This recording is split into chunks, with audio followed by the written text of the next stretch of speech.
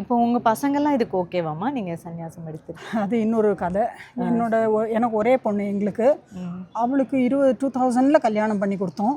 2020ல் cancer பிரெஸ்ட்டில் அவள் செத்து போயிட்டா, என்னோட ஒரே பொண்ணு. ஸோ என் மாப்பிள்ளையும் பேரனும் சென்னையில் இருக்காங்க. They are okay with it. ஏன்னா பேரன் வந்து பிடெக் முடிச்சு அவன் சொந்தமாக பிஸ்னஸ் பண்ணிட்டு இருக்கான். எல்லாரும் அவங்கவுங்க இண்டிபெண்ட்டாக இருக்காங்க. சம்பந்தியமாக அவளை பார்த்துட்டு இருக்கா. Nobody needs me. என்ன யாருக்கும் தேவையில்லை, அதனால அவள் தூக்கி எறியல. பட் என்னோட இமீடியட் ப்ரெசன்ஸ் அண்ட் கேர் தேவையில்லைன்றதுனால I felt free enough to take sannyasa. They were okay with it. ரொம்ப நன்றி. எனக்கு பகவானே எனக்கு சன்னியாசம் கொடுத்துட்டாரு. ஹஸ்பண்டும் போயிட்டாரு, பொண்ணும் போயிட்டா, நானே தனியாக தான் இருக்கேன். ஸோ பகவானே எனக்கு சன்னியாசம் கொடுத்துட்டாரு 5 வருஷம் முன்னாலேயே. நான் பகவத்கீதா ஆன்லைன் கிளாஸஸ் எடுத்துட்டு இருக்கேன்.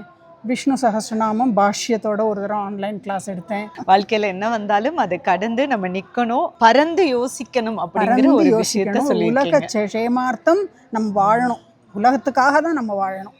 நன்றி, ரொம்ப நன்றி. ரொம்ப தேங்க்ஸ்.